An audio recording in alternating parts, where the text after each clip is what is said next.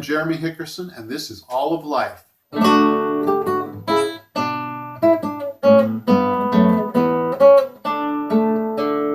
Today I'm going to talk about Philip Sayce's clean guitar tone. And when I say clean, it's not quite clean. He's using a tube screamer, and I don't know exactly how he's doing this, but he's got a lot of sustain and some fatness in his tone, and yet it's still pretty clean. And this is the sound that intrigues me about his playing.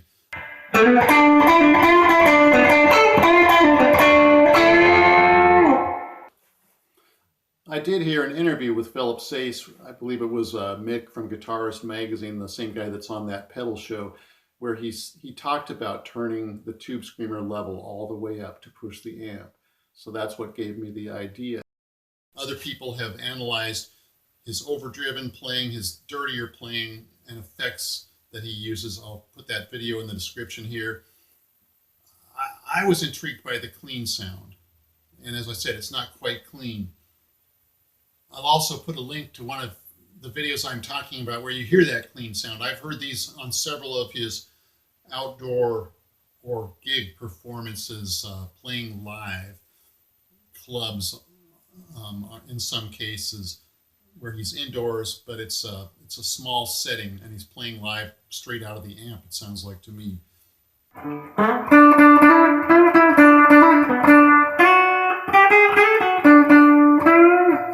All right, this is a Fender Deluxe Reverb amp, 1966, an actual. And right now I'm playing my ES335. I'm going to demonstrate also obviously with the Strat, which is what Philip Sayce uses. So here is the amp set with the reverb on 4, no pedal, just a clean amp sound. Bridge pickup, and using the tube screamer pedal with the level turned all the way up, the overdrive only a quarter of a turn on 9 o'clock, tone also on 9 o'clock. This is an interesting effect here. Now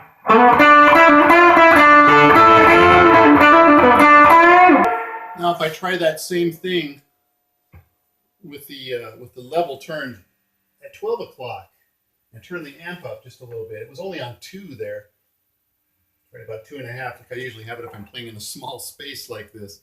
Okay, here we go. So here's the amp clean sound on that setting, just a little bit more volume on the amp. And the pedal at half volume.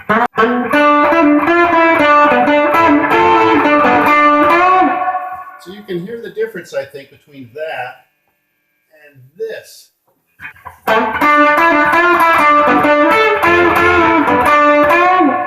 That's with the level all the way up on the pedal again. I don't think I quite matched the volume. It was a little over 2 dB.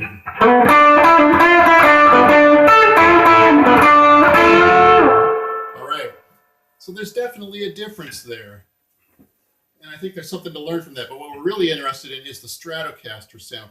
In some ways, it almost works better on the humbucker pickups, that idea of turning the tube screamer all the way up with not very much overdrive. But it does drive a bit more on the humbucking pickups. It's not as clean of a sound as the Strat. And what intrigued me about Sayce's tone was how clean it was, and yet how fat it was at the same time. Let me get on the Strat here. All right.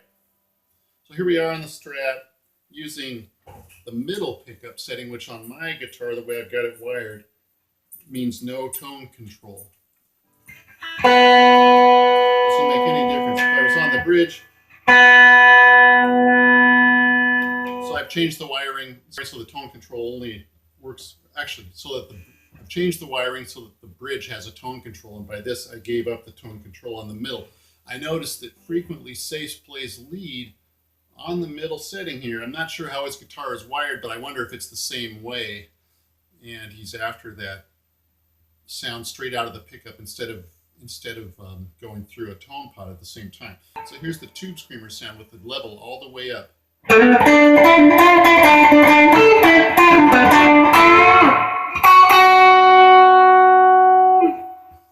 here's the clean sound. And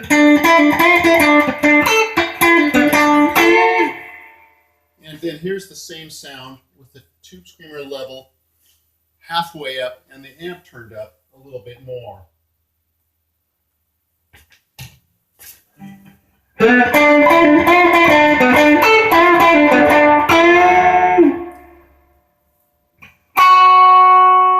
Let's go back to it turned all the way up. The amp turned down a little bit. Still on.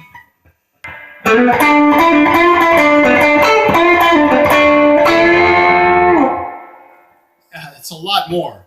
Okay, turn it back again. Halfway up. The amp turned up.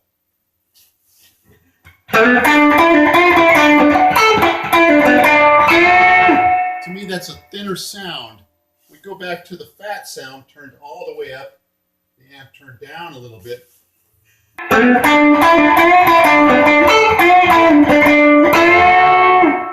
That's just so much more, and yet it's still pretty clean.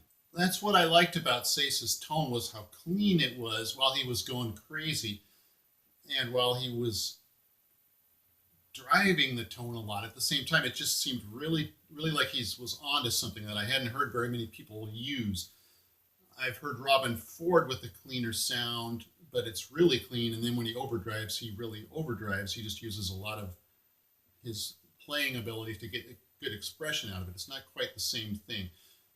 The thing about Sayce, of course, is he uses the super reverb. I've got a Deluxe reverb here. And there's a similar tone, I think. And I've got the reverb turned up to 4. He turns it up to 5. To me, in this space here, that seemed a little bit too much. But part of his sound is definitely the heavy reverb. Of course, Philip has a vintage Strat. This is just a, well, it's a like an 89 American 62 reissue body, and the rest is aftermarket stuff. The pickups are probably 80s Japanese that I got for 15 bucks. And they're pretty decent. But so this is not really anything vintage going on here. My 335 was a 71 with the original pickups. That's an interesting sounding guitar just by itself, of course. But this is one I just kind of put together. The amp is a good amp, and it's an old amp. So that's the one thing I'm working with that's truly vintage here. I think, though, the sound, a lot of it comes from the tube screamer turned all the way up, pushing into the amp. The one thing I notice is I don't have the same sustain that he has on the Strat here, or even on the 335. So there's something else in his tone while it's still so clean. And maybe it's just the fact that he's outdoors playing a gig and the amp is up to 10 perhaps, or way up there. And my amp is way down because I'm inside the house. I encourage you, though, to check out the tube screamer with the level turned all the way up with very little overdrive and see what you think. Thanks for watching. If you like this channel, please click subscribe or click like. I'll see you next time.